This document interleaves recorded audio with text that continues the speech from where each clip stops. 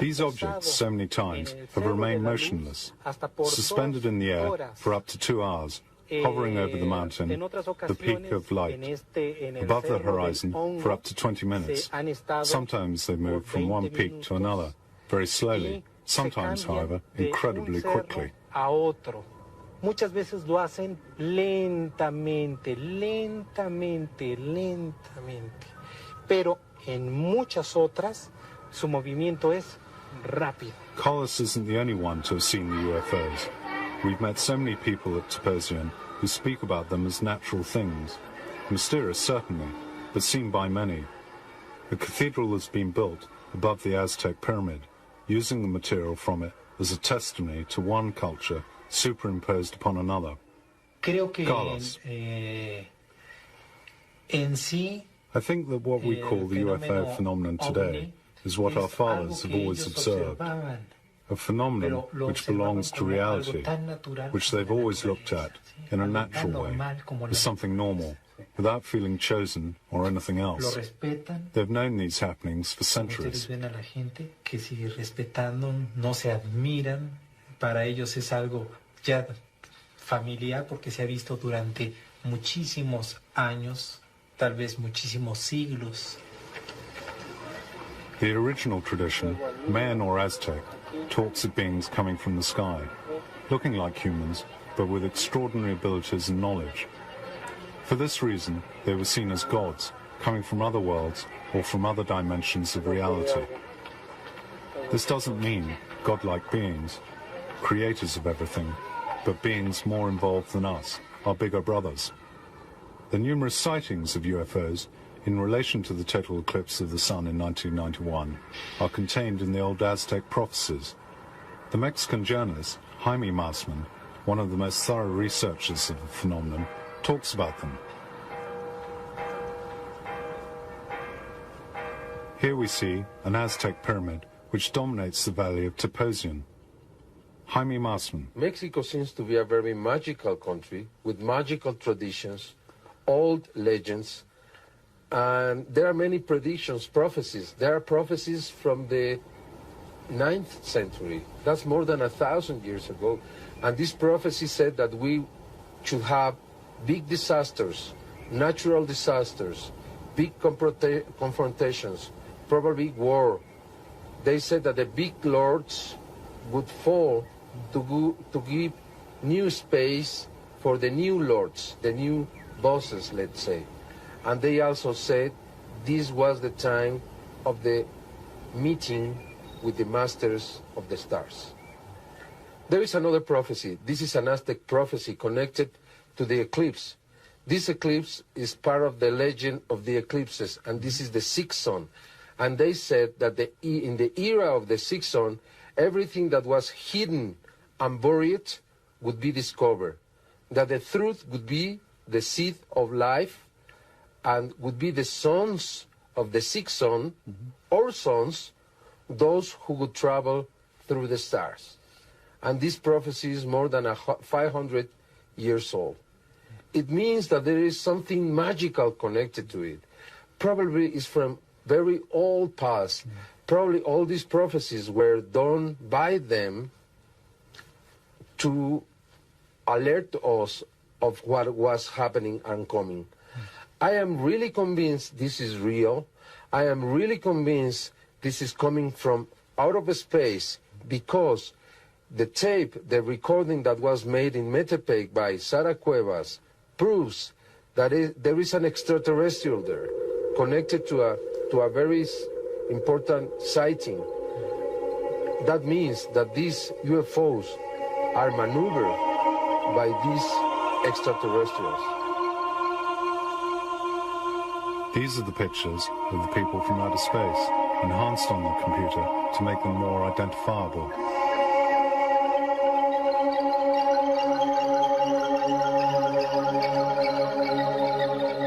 And this is an old Aztec representation of a being coming down from the sky on a cloud, which rules a whole palace, and of a being coming down symbolically on a winged dragon, perhaps their way of indicating a flying object.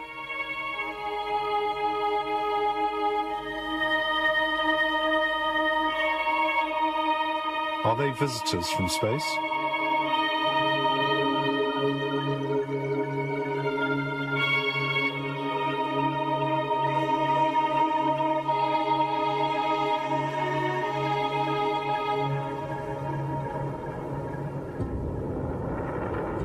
On this space reef, according to many experts, an astronaut is portrayed, sitting down in command of a spaceship.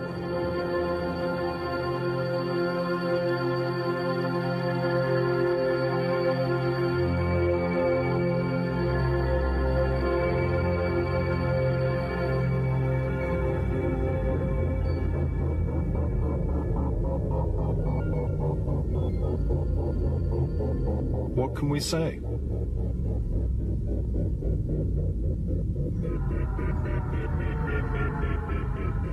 In the old traditions, they talk about beings who came down from the sky to bring culture. Then they went away, saying that one day they would come down the old stairs again. The translation of the Mayan hieroglyphics says just this: one day, Kukulkan will return. Is he about to? In ancient cultures, beings from the sky were seen as gods. Is it only a fantasy? It seems not. Only a few years ago, anthropologists discovered the same phenomenon, which they called the cargo cult. Whole populations in New Guinea remained in total isolation from our civilization until towards the end of the Second World War. Then, they saw helicopters and military planes land on their islands, which were transformed into small bases. To get round the population, the pilots bought gifts. At the end of the conflict, the bases were abandoned. The anthropologists who consequently returned there discovered that a new cult had been born. The natives adored the planes and its occupants. They became gods from the sky. The USA. For generations, the Hopi Indians have handed down the memory of the visit by beings from space, and they portray them like this. They are the Casino, mysterious beings who brought great teachings. For generations, these masked men have been dancing so they will not be frightened of them when they return.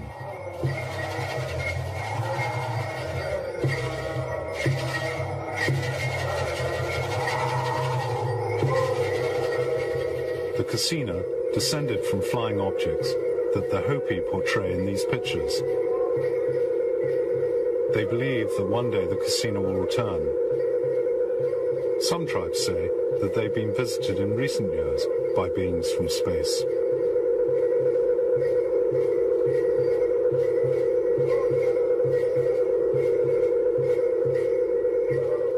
The story of the Kajipo tribe in the Amazon hand down from father to son is the visit of a being from the sky, completely open and friendly, who didn't drink or eat. In one night, he learnt their language and taught them farming and hunting skills. Before leaving, he promised to return.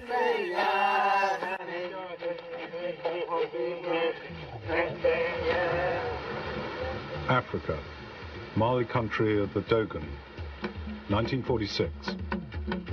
The old priest, Ogo Tomeli, explained to the anthropologist, Marcel Griol, their vision of the world. The constellation of Sirius is visible to the naked eye, but Griol was surprised to find that the Dogon used Sirius B in minute detail, including a very weak star, only visible with powerful telescopes. Sirius B is described as very small, made of very heavy metal, rotating around Sirius A with a cycle of 50 years. All of that is accurate, but that's only been known for a few years. This looks like much more than a mere coincidence.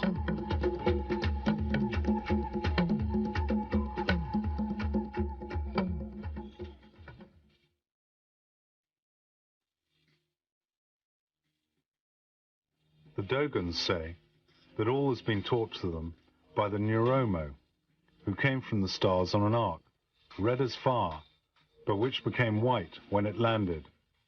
It had a pyramid shape. Surely this sounds like what we now call UFOs.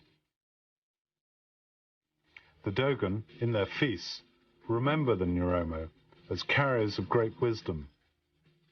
Even the Dogon say the Neuromo will return. But the UFO phenomenon seems to be present even in the distant past. These are some of the carvings discovered in the country's caves, almost living testimonies from thousands of years ago. Iraq. According to some experts, we can find very detailed information on UFOs and aliens in the old Sumerian culture, now considered to be the cradle of our civilization. The people then had extraordinary astronomical knowledge. Zachariah Sitchin. If somebody says, where did you get the idea? I say, I read the Sumerian tablets, and that's what they say. They said that our solar system is made up of 12 members. And this is stated in the Sumerian text over and over and over again, not one time. And they say there is the sun, which is in the center, not like the Greeks or others thought that the earth is in the center, the sun. There's the moon, which they gave reasons why they considered it a member by its own. And 10, not 9, but 10 planets. Therefore, I'm very happy that when today astronomers look for this planet, they call it Planet X.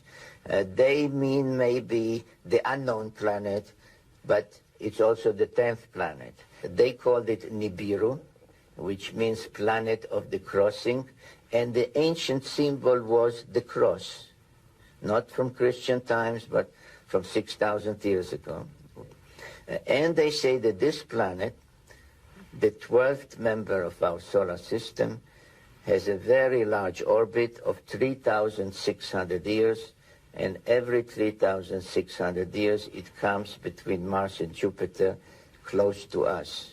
And it is then, they said, that people that look like us, not with little horns or green, people that look like us started to come between their planet and Earth about 450,000 years ago. Why do they look like us? We look like them. Because if you know the Bible, which is based on the Sumerian tales, at some point they engaged in genetic engineering and mixed their genes with the genes of Homo erectus. We can use various scientific terms, but let's say with early hominids to bring about Homo sapiens, us.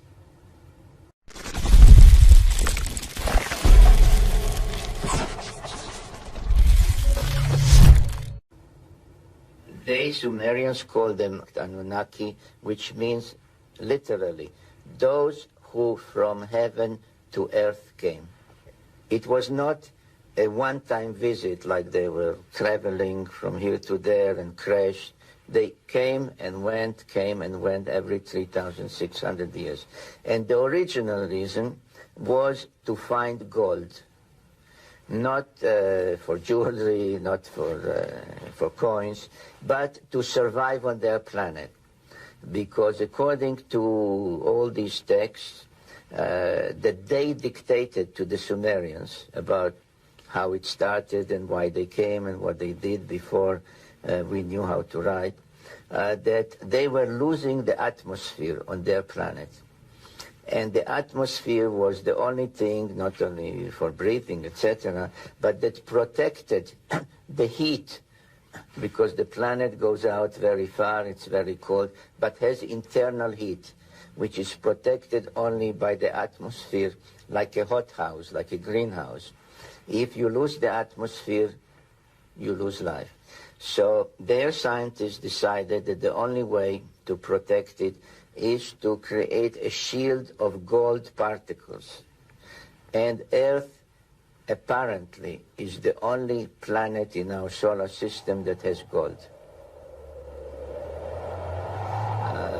All the religions we know about, even the esoteric ones like the Hindu and the Maya, etc., not to speak about the Bible, which speaks about the return of the kingdom of heaven to earth, the second coming, all these expressions. The Jews believe in messianic times. Also, it seems that the memory of mankind all over the world is that they will come back. All the indications, there's the Maya calendar, which comes to a culmination in 2012. There are many, many signs that things are about to happen.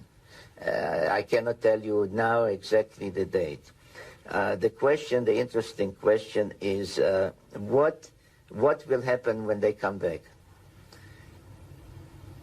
If you check the progress of our civilization, the Sumerians, before the Sumerians, you know, the Neolithic, the New Stone Age, the Mesolithic, etc. It was every 3,600 years. It is as if each time they come, they take a look at us and say, okay, let's give them more knowledge, more civilization. But one time they said it's no good. So what will happen, I don't know. I'm not a prophet, but I can tell you what happened in the past. Of course, these are both amazing and frightening things. But couldn't this tablet be interpreted as showing the descent of a spaceship? Is it a question of God? Either you say each planet is a little world and has its own God, or you say there's one God for the whole universe. And this is what the Anunnaki believed in. Their God was the God of the universe. And this also comes out in the Bible, especially in the prophets, Jeremiah, Isaiah, etc., of a universal God that encompasses the whole universe.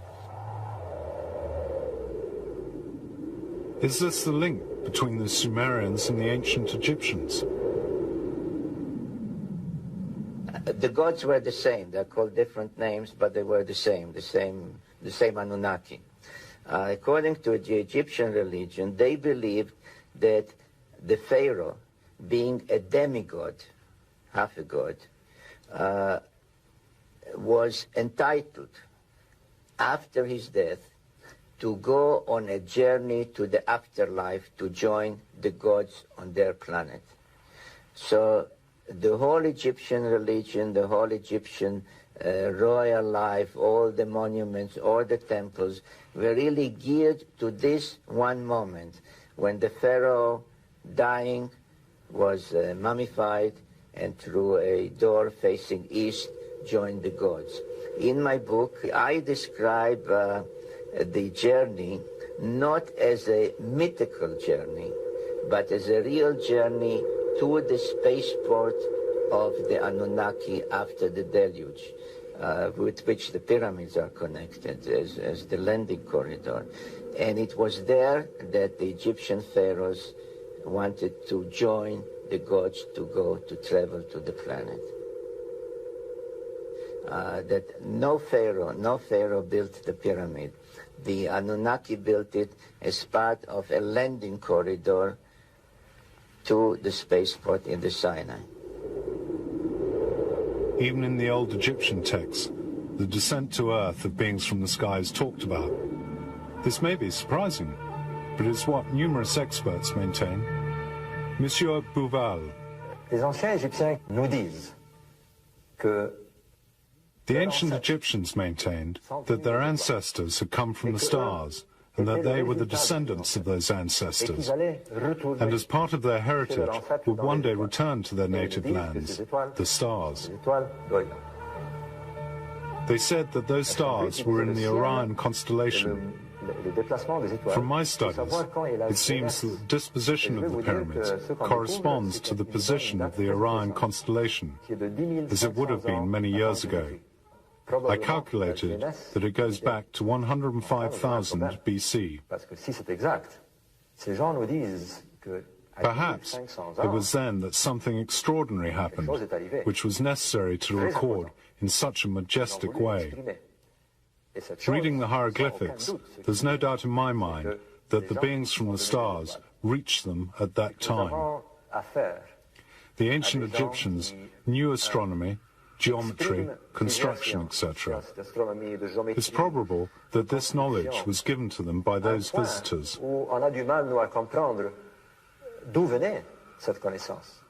You see, according to many Egyptologists, the pyramids of Giza marked the beginning of a civilization, but I don't agree. I think it was a question of a long-term plan, an apotheosis, which expresses something which had been a long time in the making. Even in the Bible, there are episodes which would make you think of the descent of the spaceships, like that of the prophet Ezekiel and the Square of Fire. This was in 500 BC. Eric von Daniken. Ezekiel describes what he saw. It was a luminous square which got nearer to him.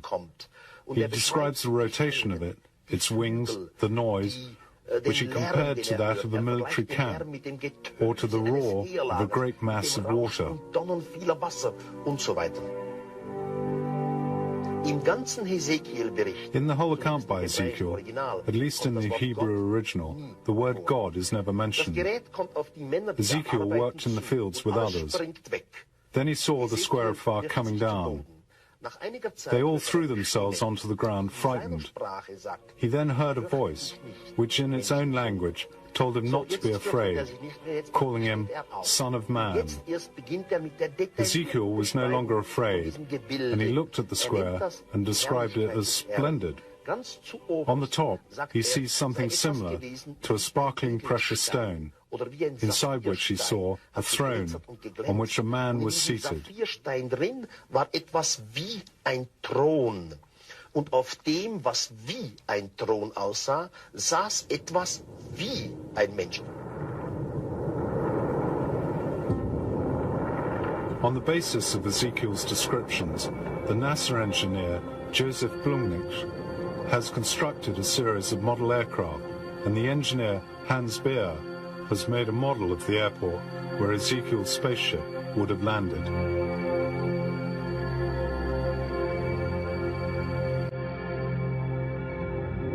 Now we're in India. In the ancient Vedic texts, you can find testimonies of astronauts who've come from other worlds and from other dimensions, who have met beings from different races, exhibiting extraordinary powers.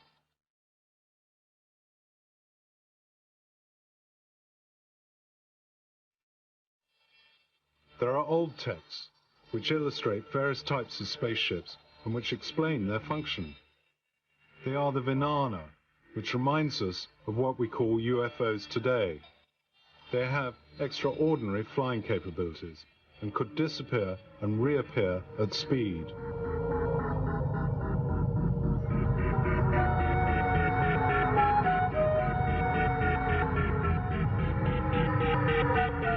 In the ancient texts, they talked about objects as big as whole cities parked in space, and from which smaller armed objects left to wage war with other flying objects. That's what's recounted in many of the old Vedic tales, but you have to read them in a positive, non-mythological way.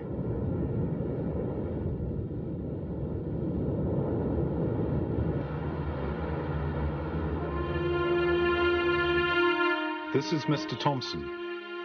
The UFO phenomenon and the descriptions in the ancient Sanskrit texts are referring to one common reality.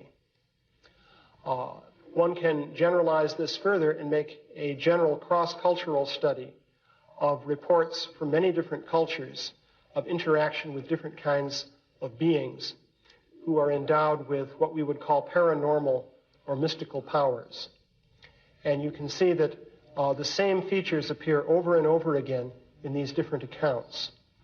So I'm interpreting this as evidence that these accounts refer to something actually real, that people from different cultures are describing the same sort of thing because they're interacting with an actual reality, as opposed to simply speculating or coming up with mere poetry. This monument is a Vimana. In the ancient texts, there is talk of abductions by aliens, a current theme today.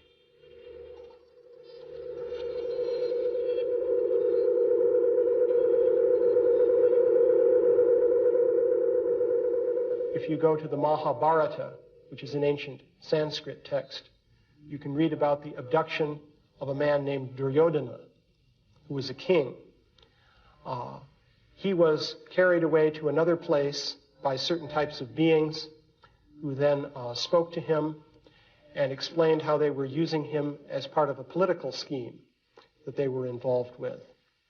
If you look at the specific way that they took him away, the way they dealt with him, the way they brought him back, the way he psychologically responded to this by forgetting about the whole episode and having an experience of missing time, as it's called, you'll see there are many parallels between that and the modern day accounts of abductions. So I would propose that a similar kind of thing is happening. But is there a common thread between the various cultures?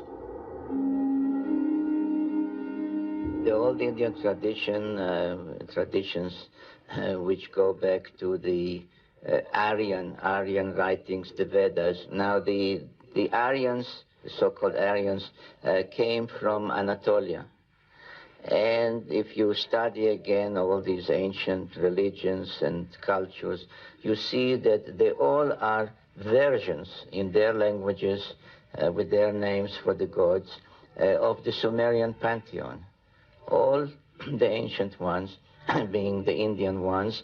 So all the Vedic gods, the Aryan gods, you can shift to the Americas if you want. You know, in Mesoamerica, the Aztecs spoke of the chief god Quetzalcoatl. The Mayas called him Kukulkan. Both names meant the same thing. The winged serpent, the serpent with wings, which was the name of the Egyptian god Thoth, which was his name in Sumerian, in the pantheon there. So no matter how you change the names, or in South America, they called him Viracocha, which meant the father creator. So all these, if you strip them from their language and say, but what does it mean? What does Viracocha mean? What does this mean? You find that it is the same story, the same Anunnaki who came to Earth from Nibiru. This thesis of Stitchin, with a common root for all these histories, is fascinating, even though it's been much discussed. UFO sightings are present in many cultures. In the Greek culture, they talk about luminous bodies seen in the sky, the doxa. In the Roman era, Pliny, Seneca, and Tito Livio talk about the UFO phenomenon. In a book by Cinlio Osquente in the 3rd century AD, we read about flying burning shields, the Clippi Ardente.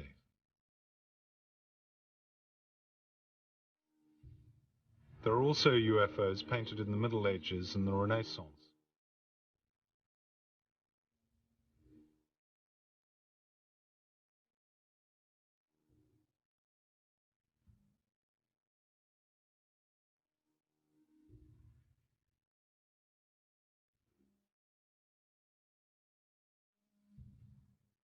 This engraving of 1479 shows a flying object in rocket form.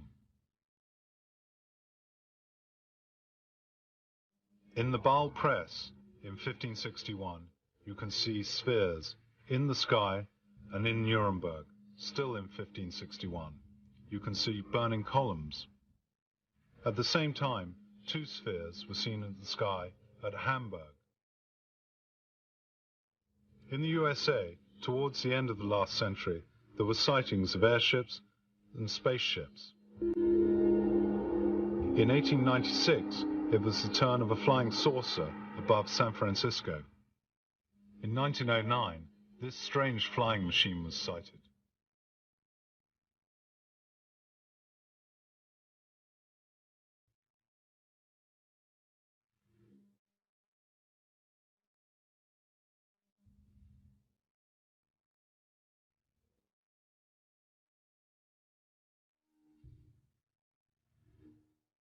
modern history of the UFOs started on the 24th of June, 1947, with the sighting of a mysterious object by the American pilot Kenneth Arnold.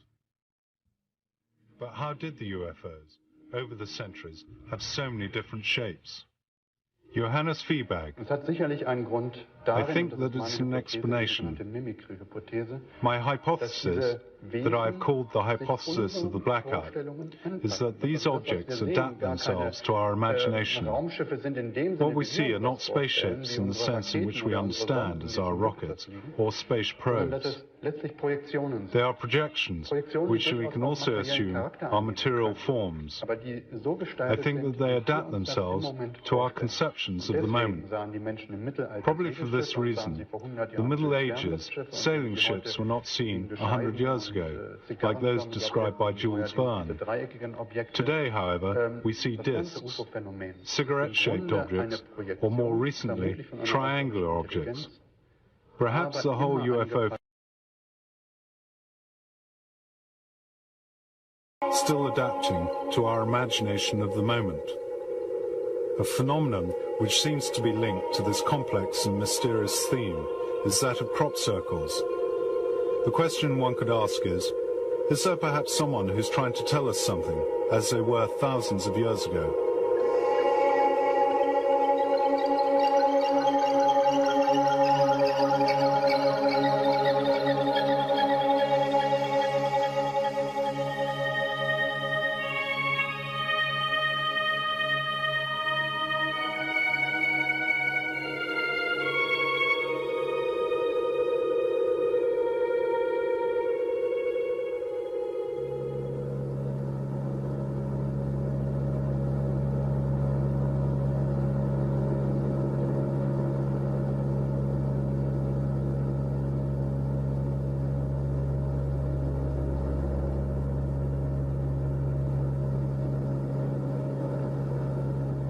Since the 70s, in southern England, these strange designs have been observed, unexpectedly by night. It was immediately thought of as a hoax, which was true in some cases. But the study of the phenomenon shows that many circles are genuine, and abnormal radioactivity was revealed on the spot and in the lab. A change, the structure of the wheat ears, was examined. What's more, the ear spikes are only bent and not broken. How is this possible? And the fields have obviously been interfered with. Mr. Taylor. They are definitely genuine. I have lots of information to prove that something locks on to a particular thing in the cornfields, and they do this in the dark.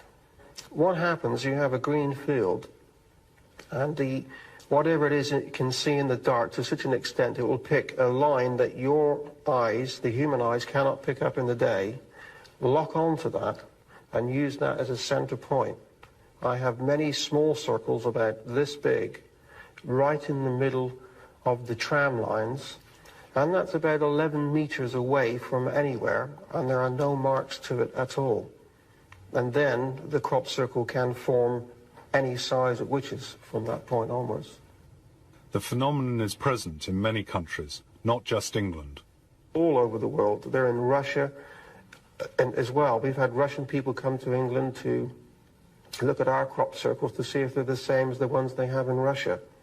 We have them in ice lakes. We've had them in Sweden, in Canada. 3 countries altogether where we have enormous rings cut into ice. And the strange thing is the water doesn't freeze over again. It just simply stays with a ring in the middle of this lake, and that's very difficult to understand.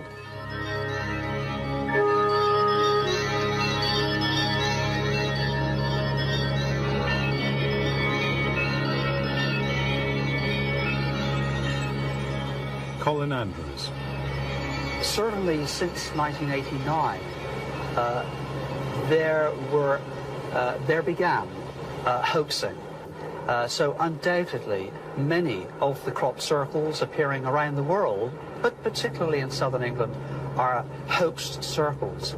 But for certain, there is a core phenomena, which is a very important phenomena.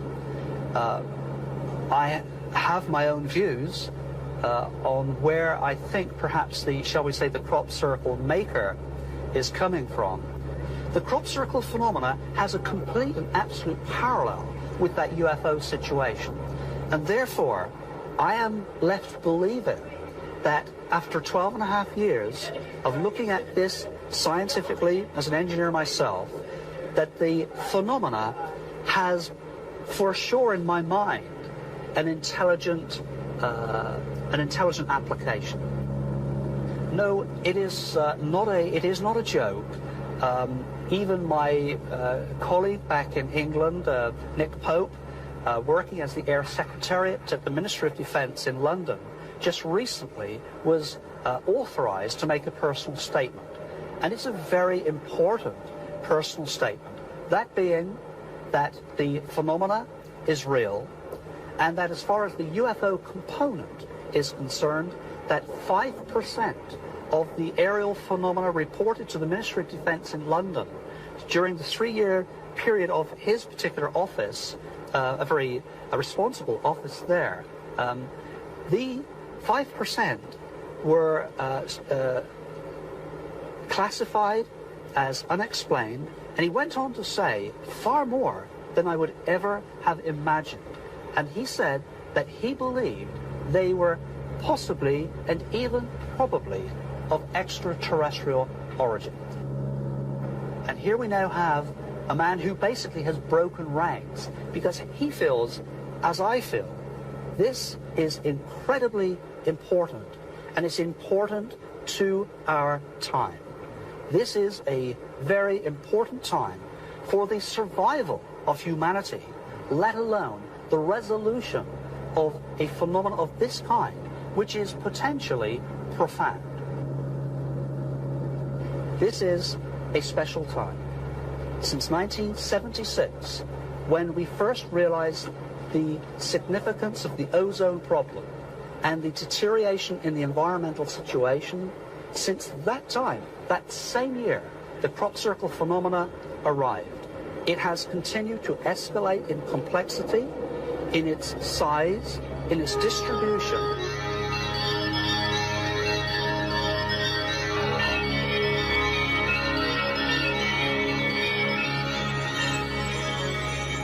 Native Americans can understand some of the crop science. And when I went to America, a Hopi Indian drew out exactly this design. He did not know that I had this on my files. And he explained that this is the sign of the Creator returning. And when we see this sign, we must be ready for him.